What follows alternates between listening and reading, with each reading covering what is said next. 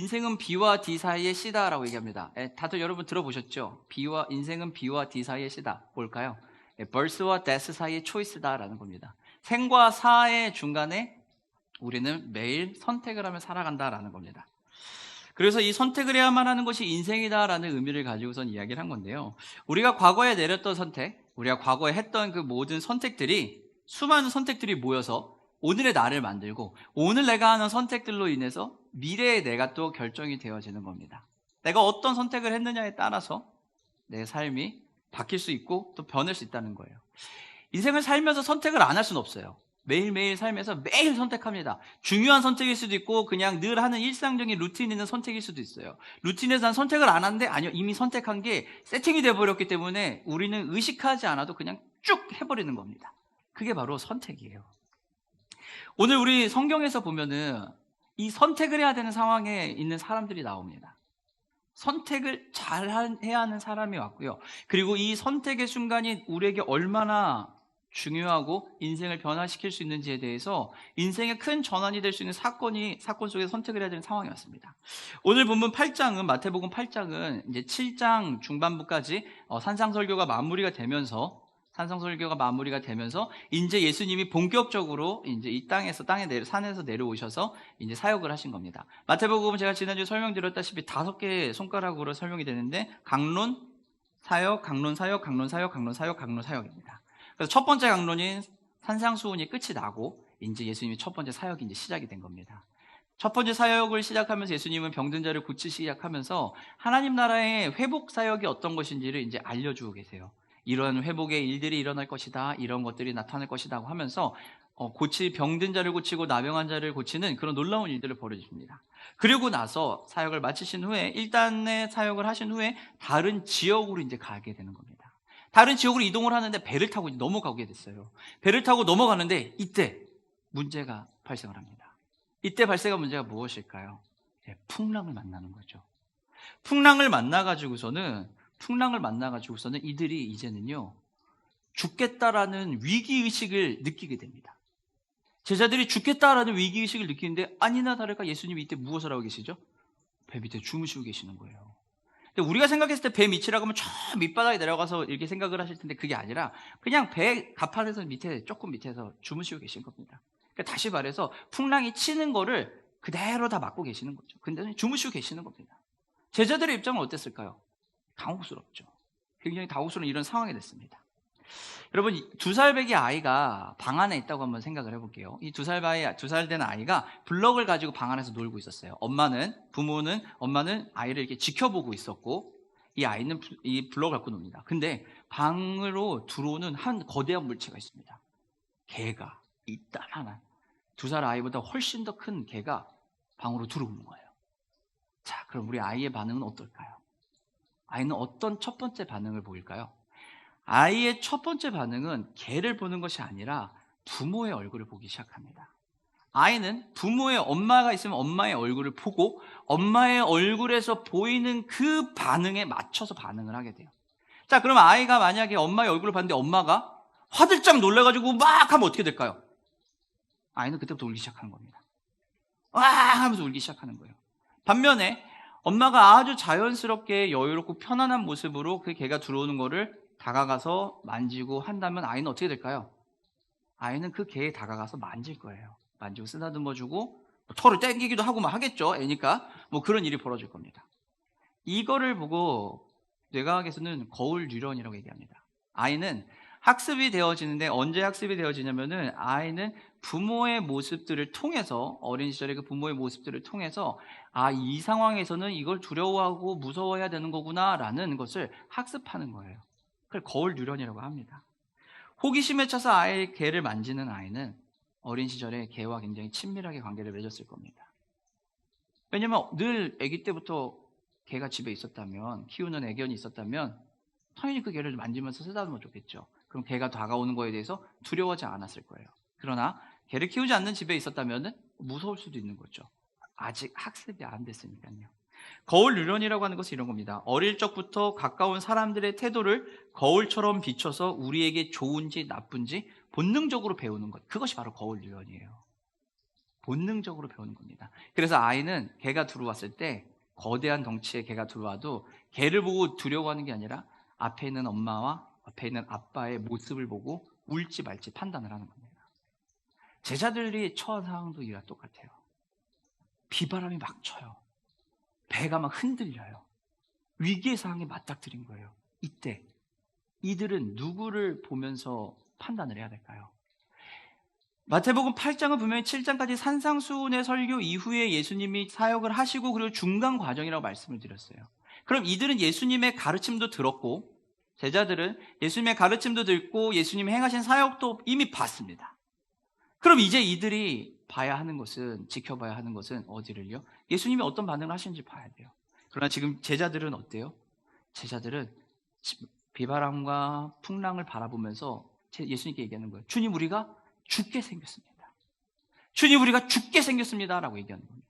은혜도 누리고, 예배 가운데 은혜도 누리고, 내 삶에서 역사하시는 하나님의 은혜도 누리고, 행하심도 다 봤는데, 또 다른 어려움이 땅! 하고 처해지면 우리가 어떻게 돼요? 다시 한번 하나님 죽게 생겼습니다. 제자들의 모습이 바로 이 모습이에요. 이게 그럼 틀린 모습이냐? 인간인 우리가 어찌 그걸 한 방에 그걸 회복하겠냐고요. 그럴 수 있는 거예요. 그럴 수 있는데 예수님이 제자들에게는 그렇게 얘기하신 게 아니라 다른 관점으로 이해하십니다.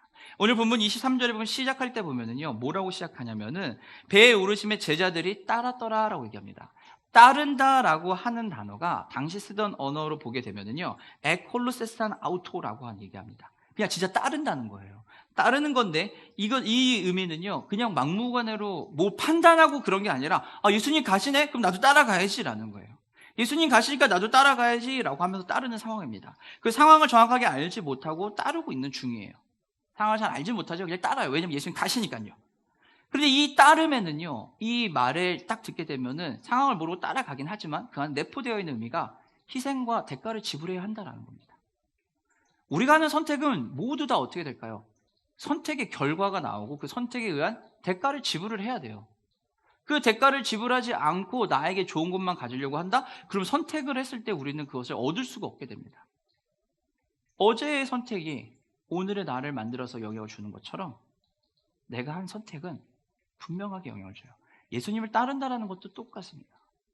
예수님이 나의 주인이라고 믿고 고백하면서 그분을 따르기로 선택을 했다면, 그 선택의 자리에 들어갔다면, 은혜로 그 자리에서 예수님을 알게 돼서 예수님 따르기로 작정을 했다면, 이제부터는 그 삶에서 대가를, 어느 정도의 값어치를 희생을 해야 한다는 거예요. 비용이 든다는 겁니다. 희생하면 뭔가 내 거 내놔야 되는 거 같잖아요. 그런 표현 말고 비용이 드는 거예요. 우리가 물건을 살 때도 또 어떻게 해요? 비용을 지출하잖아요. 비용을 제출하는 건 똑같습니다. 그래서 이들은 비용을 제출했는데 그것이 바로 제자의 삶이다라는 거예요. 예수님의 공동체 안에 들어왔으면 이제부터는 그 공동체의 주인이신 예수님을 보면서 걸어가야 돼요. 근데 풍랑이 오면서 삶의 위기가 오니까 제자들이 예수님 앞에 쪼르는 거예요. 주님, 죽게 생겼습니다. 우리를 구해 주십시오. 이렇게 얌전히 얘기 안 했겠죠. 이제 굉장히 긴박한 상황 속에서 얘기했을 겁니다. 근데 예수님이 거기 주무시고 계시는 거예요. 제자들의 마음은 어땠을까요? 아니, 상황이 이렇게 심각한데 왜 예수님 주무시고 계시냐, 이런 생각이 들었을 거예요. 내가 죽게 생겼는데 왜 예수님 주무시지? 이렇게 위기의 상황에 처했는데 어떻게 예수님 주무실 수 있지? 라는 판단을 했을 겁니다. 일어나신 예수님께서 제자들이 깨우니 일어나서 예수님은 한마디 하시죠. 너희가 왜 그렇게 서두르고 분주하게 있냐? 왜 그렇게 두려워하느냐라고 하면서, 왜 무서워하느냐, 이 믿음 없는 녀석들아 라고 얘기해요. 이때 믿음 없는 자들아 라고 얘기하는 것은 질책하는 게 아니라 나를 믿어봐라 라고 예수님께서 권면하는 거예요. 예수님은 두려워하고 있는 그 제자들에게 상황을 통치하고 판단하고 만드는 사람이 누구인지를 보라고 이야기하시는 거예요. 이 상황을 해결할 수 있는 분이 누구인지 너희가 알고 있느냐라는 겁니다. 그러면서 예수님은 제자들을 보호하시기 위해서 바람을 꾸짖으십니다. 예수님은 평안을 주시는 거예요. 이 모든 초자연적인 현상들은 하나님만이 하실 수 있다는 것을 예수님은 보여주시는 겁니다. 이미 8장 앞부분에서는 예수님이 어떻게 해요? 사람을 살리고 또 병든 자를 고치는 그런 치유의 사역이 이미 있었단 말이에요. 제자들은 그걸 다 봤단 말이에요. 다 보고 났는데 풍랑 앞에서는 다시 한번 예수님 앞에 나아가지 못하고 자신의 생각과 판단과 가치의 기준을 가지고서는 상황을 판단하고 그리고 예수님께 가는 거예요. 경험은 했으나 다시 한번 부딪힌 환경과 어려움에 그들은 예수님보다 내 지식과 환경을 먼저 보는 거예요. 거기에 예수님은 뭐라 하시는 게 아니라 바다를 꾸짖으시면서 제자들에게 다가가시는 겁니다. 26절에 보면은 예수님은 바다를 꾸짖으세요. 바다를 꾸짖으시는데 이때 바다를 꾸짖는다라고 하는 단어가 당시 쓰던 언어는 뭐냐면은요, 에페티멘센이라는 단어입니다. 에페티멘센이라고 하는 단어는 꾸짖다라는데, 이 꾸짖다라고 하는 것은 어떤 의미를 포함하고 있냐면은 보호하기 위해서 일어나서 꾸짖으셨다라는 겁니다. 제자들이 두려워 떨고 있으니까, 무서운 가운데 있으니까 예수님이 일어나셔서 제자들을 보호하기 위해서 바다를 꾸짖으시면서 물러가게 하셨다. 이게 바로 바다를 꾸짖으셨다라는 거예요. 즉 예수님은 제자들에게 이 믿음 없는 놈들아 니들 왜 이 모양으로 해가 아니라 일어나셔서 바다를 꾸짖으시면서 제자들을 품에 안으시며 보호하시는 거예요. 내가 보호해 줄게 라고 이야기하고 있는 겁니다. 자연까지도 통제하시는 주님이 바로 하나님이 바로 예수님이다라는 거 알려주시고, 제자들이 예수님이 누구이신지를 모르기 때문에 온전히 하나님을 드러내면서 예수님 드러내야만 하는 사건을 지금 보여주신 거예요. 바다에 비바람이 몰아치는데 예수님이 정말 주무시면서 하나도 모르셨을까요? 모를 수가 없죠. 물이 계속 얼굴에 날라올 텐데요. 어떻게 모르겠냐고요. 바다가 막 요동치고 있는데 배가 모를 수 있다는 것 자체는 말이 안 돼요. 그런 예수님은 가만히 계셨다는 것은 진짜 이 상황을 다스리시는 분이 누구인지를 제자들에게 보여주시는 거예요. 그리고 예수님이 그것을 행하신 이후에 제자들은 어떻게 돼요? 절대적인 안정과 평안으로 들어갈 수 있었던 겁니다. 사랑하는 성도 여러분, 우리도 상황에 따라 움직입니다. 상황에 따라서 대응하면서 움직이는 건 사람이라면 다 그렇게 하는 겁니다. 하지만 상황에 따라 움직일 때 우리가 어떤 기준과 어떤 가치를 가지고 움직이는지는 우리 스스로가 확인해 봐야 돼요. 절대적인 존재인 예수님과 함께 평안 가운데 나아가는지, 아니면 내가 가지고 있는 것을 가지고 나아가는지, 내가 가진 지식을 가지고 가는지, 내가 가진 경험을 가지고 가는지, 아니면 내가 가지고 있는 내 습관을 가지고 내가 원하는 내 마음을 가지고 가는지 살펴봐야 한다는 겁니다. 예수님의 선택은 죽음이 아니라 생명으로 인도하는 선택이라는 겁니다. 여기에서 이렇게 해서 끝이 나면은 참 좋겠는데, 예수님이 그리고 나서 가다라 지방으로 가게 돼요. 배가 도착을 했는데 그 자리에 뭐가 있을까요? 귀신 들린 두 사람이 있는 겁니다. 귀신 들린 두 사람이 무덤가에서 지내면서 있는 거예요. 무덤가에 지내고 있는데 이 사람들이 너무 귀신 들려서 있기 때문에 막 행동하는 게 과격해요. 그래서 주변에 있는 가다라 지방 사람들이 전부 다 어떡합니까? 이곳에 못 가요. 무서워서 못 가요. 위험하니까. 위험해서 무서워서 못 가고서는 조심조심 거기 주변을 살아갑니다. 자신들의 삶의 자리에서 안전하게 지내려고 살아가고 있어요. 죽음의 위협과 공생하고 있는 지금 상황이었습니다. 그때 그 지역에 예수님이 다 오신 거죠. 근데 예수님이 오신 거를 제일 먼저 본 게 누구예요? 귀신이에요. 이 귀신 들린 두 사람이 그걸 딱 보고, 예수님이 온 걸 딱 보고 나서 얘기하는 겁니다. 왜 오셨어요? 우리 죽이려고 오신 겁니까? 라고 하면서 얘기하는 거죠. 아직 우리 때가 안 된 것 같은데 우리 가려면 조금 더 있어야 되는데 조금 더 기다렸다 오시면 안 돼요? 우리 아직 조금 더 여기 있고 싶습니다. 알아서 갈게요. 그러니 우리 내쫓지 말아주세요. 라고 지금 귀신이 지금 얘기하고 있는 거예요. 예수님에게요. 귀신은 어떤 사람일까요? 귀신은 어떤 존재일까요? 혼돈의 세력입니다. 죽음의 사람으로 만드는 게 바로 귀신이에요. 귀신이 점령되어 있다라고 하는 것은 그 귀신이 점령해서 그 삶의 모든 걸 주관하고 있다는 겁니다. 한 영역에 살고 있지만 이 귀신이 죽음의 세력이, 어둠의 세력이, 공허의 세력이 그 마을 전체를 뒤덮고 있는 거예요. 그렇기 때문에 귀신이 있는 이 무덤가에는 사람들이 오질 못하는 겁니다. 그리고 그것에 영향을 받아서 살고 있는 중인 겁니다. 거기에 지금 예수님이 가셔서 얘기하는 거예요. 귀신이 혼돈의 세력이라 할지라도 이들은 예수님을 알아요. 그 예수님이 어떤 분인지 너무 잘 알아요. 그래서 이들은 예수님께 요청하는 거예요. 우리를 지금 쫓지 말아 주십시오. 우리를 차라리 쫓아내실 거면 귀신들이 얘기해요. 저 돼지떼에 보내주세요. 저 돼지떼에 보내주세요라고 얘기하는 겁니다. 가다라 귀신 들린 두 사람은 무덤 사이에서 살면서 어둠을 장악하고 살았어요. 그 가운데서 생명의 빛이 들어오니 위협을 느끼고서는 자신들이 다시 도망갈 자리를 본 겁니다. 생명의 빛이 임하게 되면 어둠은 물러날 수밖에 없습니다. 그리고 그 자리는 어둠의 세력이 사라지고 생명의 빛으로 통치되는 지역으로 바뀌게 될 겁니다. 우리의 상황과 환경에서도 그 일들이 벌어지게 되는 거겠죠. 우리가 아파하고 있는 상황이 있어요. 우리가 힘들어하는 그 상황이 있으면 그 상황의 그 어둠이라면 그 자리에 빛이 들어와야지 그 어둠이 사라지는 거예요. 그 어둠이 사라지고 그 빛으로 살아갈 수 있게 되는 겁니다.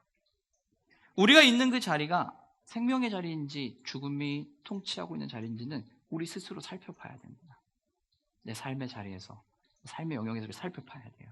우리 교회가 있는 우리 교회 또한 마찬가지로 어둠의 영이 우리를 침투하려고 사사건건 시대대로 늘 침투하려고 주의하고 쳐다보고 있다면 우리가 그대로 어떻게 방어하고 어떻게 예수님의 빛 가운데 살아갈지를 계속 우리는 점검하면서 가는 겁니다.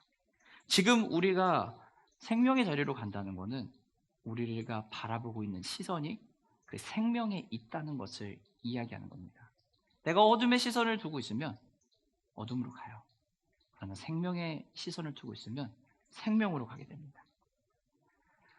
참된 믿음은요, 지식적으로 하는 것이 아니라 순종함으로 있는 것이기 때문에 그래요. 예수님은 이 가다라 두 귀신에게 그 귀신 요청한 대로 돼지떼에 들어가게 합니다. 그리고 돼지떼에 들어간 이 귀신들은 어떻게 되죠? 바다로 빠져들어갑니다. 곳으로 빠져들어가서 죽게 됩니다. 이 상황을 모두 들은 거죠. 이 상황을 다 본 사람들이 마을에 뛰어 들어가가지고서는 무슨 일이 일어났는지를 다 얘기를 해요. 그러니 사람들이 막 우르르르르 몰려옵니다. 와서 이제 보고선 얘기하는 거죠. 여러분 혹시 헤라클레스의 선택이라고 아십니까? 헤라클레스의 선택은 어떤 것이냐면 어느 날 헤라클레스가 자신의 앞날을 두고 심각하게 고민을 하고 있었대요. 어떻게 해야 되나라고 고민을 하고 솥대를 돌보고 있는데 잠이 들었다고 합니다. 비몽사몽간에 꿈을 꾸네요. 꿈을 꿨는데 자기가 딱 서 있는데 봤더니 두 갈림길이에요. 이쪽 왼쪽 길과 오른쪽 두 갈림길이 있는데 그 갈림길 앞을 딱 봤더니 두 여인이 있더래요. 왼쪽에 한쪽에는 욕망이라는 여인이 있고 한쪽에는 미덕이라는 여인이 있다고 합니다. 이 욕망이라는 여인이 그리고 미덕이라는 여인이 헤라클레스에게 이야기하는 겁니다. 욕망이라는 여인이 이렇게 이야기합니다. 자신과 함께 간다면 아주 쉽게 욕망을 마음껏 채울 수 있다. 나랑 함께 가지 않을래? 라고 하면서 아주 달콤하게 손짓을 해요. 반대편에 있는 미덕이라는 여인은 이렇게 얘기합니다. 자신을 따르는 길은 고난과 고통이 있지만 근데 진짜 참된 행복은 구할 수 있어. 근데 힘은 든다. 어떡할래? 라는 거죠. 헤라클레스가 심각하게 고민을 합니다. 심각하게 고민을 하다가 결정을 내리려고 하는 순간 두 갈림길에서 고민을 하다가 이제 자신의 결정을 하려는 순간 잠이 확 깨버립니다. 힘들어도 참된 행복의 길을 걷기로 결단을 하면서 하는 순간 잠이 깨버려요. 이것을 우리는 헤라클레스의 선택이라고 얘기를 합니다. 오늘 가다라 지방 사람들도 이 선택을 해야 되는 상황이었어요. 이들이 딱 왔더니 자신들이 키우던 기르던 돼지들이 전부 다 죽었습니다. 전부 다 죽어버린 거죠. 혹시 그 방송실에서 이 화면을 좀 한 장 넘겨주시면 감사하겠는데 이게 계속 있네요. 제목이. 화면이 올라가가지고 PPT 한 장만 넘겨주세요. 네. 네. 가다라 사람들은 생명을 보고 생명의 역사가 일어났다는 걸 봤어요. 보고서는 이제 다가왔습니다. 다가온 상황에서 그리고 예수님을 본 거죠. 근데 이들의 반응은 어떤 반응이었을까요? 깜짝 놀라지만 한마디 합니다. 주님, 저희를 떠나주십시오. 생명의 사역이, 생명의 역사가 일어났는데 그 생명의 역사를 보고 이들은 얘기하는 거예요.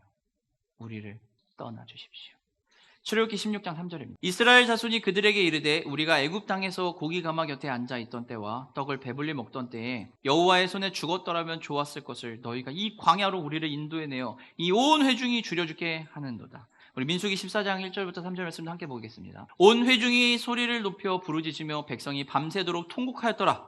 이스라엘 자손이 다 모세와 아론을 원망하며 온 회중이 그들에게 이르되 우리가 애굽 땅에서 죽었거나 이 광야에서 죽었으면 좋았을 것을 어찌하여 여호와가 우리를 이 땅으로 인도하여 칼에 쓰러지게 하려 하는가? 우리 처자가 사로잡히리니 애굽으로 돌아가는 것이 낫지 아니하랴. 출애굽한 이스라엘 백성들이 예수님 하나님 앞에서 얘기하는 거예요. 차라리 거기서 죽을 걸. 굳이 왜 우리를 일로 데리고 오셨대? 그때는 죽을 것 같다라고 얘기를 했는데 지금은 얘기하는 거예요. 그때 죽을 걸. 그러면 안 힘들잖아. 가다라 지방 사람들이 하는 이야기가 똑같아요. 물론 상황을 살펴보면 그래요. 양돈이라고 하는 산업은 가다라 지방에서 아주 중요한 생업을 위한 산업입니다. 그렇기 때문에 양돈이 무너진다는 것은 그들이 굶어 죽을 수 있다는 얘기예요. 생계에 위협이 올 수 있다는 이야기입니다. 당연한 얘기예요. 그렇기 때문에 가다라 지역의 사람들은요, 양돈 산업이 망할 수 있는 그 상황을 절대로 용납할 수가 없어요. 그리고 그들은 판단을 했을 거예요. 어떤 판단을 했냐면은 귀신 들린 사람이 살아났다라는 판단을 했을 겁니다. 그런데 그들이 가지고 있던 판단의 기준과 근거는 어디에 있냐면 돼지떼가 전부 죽는 것과 귀신 들렸던 두 사람이 살아나는 것을 비교 판단한 거예요. 양돈 산업이 전체가 망할 수도 있는 상황과 그거를 대가를 지불하면서 귀신 들린 두 명을 살리는 것이 과연 옳으냐라는 판단을 하기 시작한 거예요. 그들의 가치 기준에서는 생명을 살린다는 상황의 바뀜이 아니라 내가 지금 내 거를 다 투자해가지고 희생해가면서 저 두 명을 살리는 게 옳은 거야 라는 것을 판단하고 있는 거예요. 상황이 바뀌는 거는 관심이 없어요. 왜냐하면 내가 먹고 사는 게 힘드니까요. 내가 사는 게 중요하니까 상황의 변화는 개의치 않아요. 실제로 그 일이 벌어져서 앞으로 빛의 자녀로 살아가는 빛의 상황을 사는 것이 어떤 것인지에 대한 판단이 아니라 당장 내가 힘들 거를 판단하는 거죠. 그래서 그들은 이야기하는 게 무엇일까요? 왜 저 둘을 살리셨습니까? 차라리 내비두고 우리가 양돈 산업을 사는 게 좋은데. 그러니 왜 살리셨어요? 그러니 당신 좀 가주세요. 생명의 빛으로 인도하는 거? 그건 모르요. 일단 가주세요. 우리를 더 힘들게 하지 말아주세요. 이게 지금 바로 가다라 지방 사람들이 한 이야기예요. 그들에게 있어 참된 가치는 어둠에 있느냐 생명에 있느냐가 아니에요. 어둠에 살더라도 내 사업을 유지하면서 내 삶을 유지하면서 갈 것이냐 말 것이냐예요. 죽음의 자리에 살고 있지만, 죽음의 어둠의 세력에 살고 있지만 그 세력 속에서도 내 것을 챙기면서 갈 수 있으면 단 상관없습니다. 생명이고 나발이고 뭔 상관이에요. 지금 내가 죽게 생겼는데. 이들의 얘기는 이야기예요. 군대 귀신 들린 두 사람을 살린 대가로 막대한 재산 손실이 일어나자 그들은 예수님께 얘기해요. 가주세요. 사랑하는 성도 여러분, 우리도 이와 비슷한 일들이 있지 않을까요? 예수님 믿고 살아갑니다. 주님이 내 삶의 주인이심을 알고 고백을 합니다. 힘들고 어려운 일이 벌어졌을 때 우리 주님께 기도하며 도움을 요청하고 하나님의 행하시는 걸 봤습니다. 그런데 내 삶에 여전히 어두움이 있고 내 삶에 힘듦이 다시 들어와요. 그럼 우린 어떻게 이야기할까요? 주님 이거를 제거해 주십시오라고 하지만 마음속에 그런 마음은 없을까요? 제거는 해주시지만 나에게 피해는 주시면 안 돼요. 내가 쌓아놓은 거 이만큼 있거든요. 어둠을 제거하시면서 얘는 손대시면 안 돼요. 하나님. 이거 손대면 끝장입니다. 이거 손대시고 저 회복되면 주님 떠나셔야 돼요. 우리는 어쩜 이렇게 얘기한 걸 수 있습니다. 어디에 가치를 두고 어떤 기준에 선택을 하느냐예요. 두 무덤 사이에 살고 있던 사람들을 살린다 안 살린다가 아니라 내 재산을 들여서 두 사람을 살리느냐 안 살리느냐가 아니라 내가 살고 있는 상황과 모든 환경이 하나님 앞에 가느냐 아니면 여전히 어둠과 죽음에 살면서 사느냐의 그 기로에서 물어보는 거예요. 클라우스 베르나르트라고 하는 심리학자가 지은 어느 날 갑자기 공황이 찾아왔다라고 하는 책에 보면요. 공황 불안 증상이 있는 사람들에 대해 이야기를 합니다. 그래서 그 사람들이 가지고 있는 특징과 뭐 여러 가지 얘기하는데 그 중에 이런 문구가 나와요. 어떤 문구가 나오냐면 공포는 대부분 오류에 의한 뇌 자동화 때문에 나타난다. 공포는 배우고 습득하는 행동인 까닭이다. 공포는 대부분 오류에 의한 뇌 자동화 때문에 나타난다. 공포는 배우고 습득하는 행동인 까닭이다. 공포라고 하는 거, 두려움을 느낀다라고 하는 것은 어떠한 것에 의해서 되는 게 아니라 내가 그것에 습득되고 배웠기 때문에 그러는 거예요. 근데 그러다 보니까 뇌 속에서 어떻게 해요? 뇌가 뉴런이라고 하는 세포가 있잖아요. 우리 안에 신경세포가 있잖아요. 그 신경세포들이 작동을 하는 거예요. 작동을 하면서 뇌에서 돌리는 거죠, 프로그램을. 그러면서 반응하게 만드는 겁니다. 근데 거기서 오류가 벌어지면 두려움과 공포와 공황이 오는 거예요. 이 신경학자는 이렇게 얘기를 해요. 그래서 이것을 보면 저는 이 생각을 했습니다. 그럼 우리는 무엇을 보고 습득하고 행동할 것이냐는 겁니다. 여러분, 여러분의 삶의 주인이 주님이십니까? 그럼 여러분은 그 주님을 보고 그 주님의 가르쳐 주신 말씀을 듣고 배우고 습득하며 행동하고 계십니까? 아니면 세상이 지금까지 알려주는 그 가치와 기준 속에서 그 방법 속에서 배우고 습득하고 걸어가십니까? 똑같이 우리는 예수를 믿건 안 믿건 상관없이 똑같은 것을 배우고 습득할 것이에요. 그런데 우리는 어떠한 필터를 가지고 그것을 판단할 것이냐는 겁니다. 복음을 통해 배우고 습득하면은요, 우리는 삶을 살 수 있어요. 근데 분명한 것은 제자의 삶을 산다는 건 대가는 지불해야 되거든요. 비용이 들어요. 비용이 안 들 수가 없습니다. 예수를 안 믿고 살아도 비용은 들어요. 예수를 안 믿는다는 비용이 드는 거죠. 우리 예수를 믿기 때문에 믿음에 대한 비용이 드는 겁니다. 복음을 통해 배우고 습득하는 삶은 그 예수님이 보여주시는 삶의 자리에서 예수님의 방법대로 삶을 보면서 살아가는 겁니다. 그렇기 때문에 벌어지는 상황이 달라지는 것이 아니라 이 상황을 복음의 안경을 가지고 봄으로 인해서 재평가할 수 있는 겁니다. 이 상황을 완전 제거가 아니라 그 상황이 어떻게 내가 반응해야 되는지, 이 땅에 살면서 어떻게 반응해야 되는지를 복음의 안경을 착용을 했기 때문에 재평가를 할 수 있는 거예요. 지금은 내가 복음의 안경이 없을 때는 이것이 엄청 커서 대단한 것처럼 보여서 어떻게 해결이 안 되는데, 복음의 안경을 예수님께서 내 품에 오셔서 내 안에 오셔서 나를 품어주심으로 인해서 예수님을 통해서 복음으로 세상을 다시 보니까 이것이 그렇게 큰 일이 아니라는 게 보여지는 겁니다. 재평가하는 거예요. 어린 시절에는 5만 원, 10만 원 굉장히 큰 돈이에요. 그럼 우리가 수입을 가지고서는 월급이 500이 되고 600이 되고 700이 되면 10만 원은 어떨까요? 물론 큰 돈이에요. 그러나 그렇게 큰 돈은 아니에요. 내 수입이라고 하는 안경이 10만 원이라고 하는 금액의 가치를 재평가해 주니까요. 연봉이 1억이 되고 2억이 되면은요, 100만 원, 200만 원 쓰는 거 큰 돈이에요. 그러나 거기에 대한 재평가를 해요. 왜? 예전에는 큰 돈이었지만, 내 삶을 위협할 정도의 큰 돈이었지만, 새로운 연봉의 기준을 안경을 가지고 보면은 재평가를 할 수 있거든요.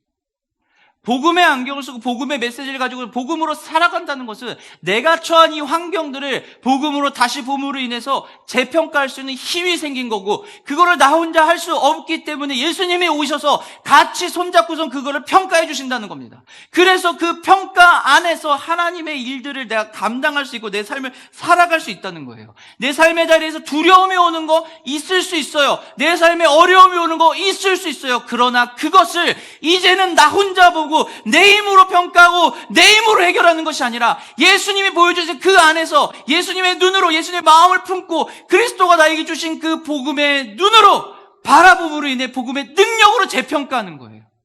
복음의 능력으로 재평가하기 때문에 지금까지 나를 죽을 것처럼 만들었던 그 일들이 예수님 안에서 다시 살아나고 살 수 있는 힘이 생기는 겁니다.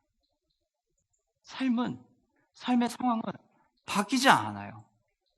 우리 주변에 일어난 일들은 변하지 않아요.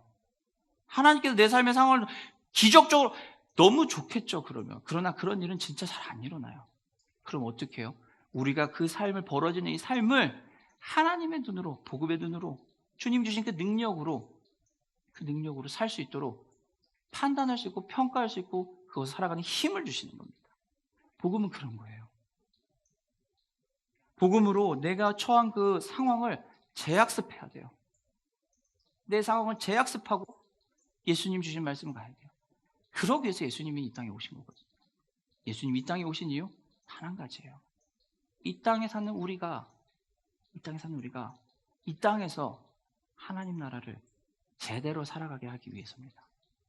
지금까지는 시간이라는 상황에 놓여였다면, 지금까지는 물질이라는 상황에 놓였다면, 지금까지는 나의 에너지라고 하는 상황에 놓였다면, 지금까지는 나의 힘이라고 하는 상황에 놓였다면, 이제는 하나님 안에서 주님 주신 그 능력으로, 그 시선으로 보며 판단하는 겁니다.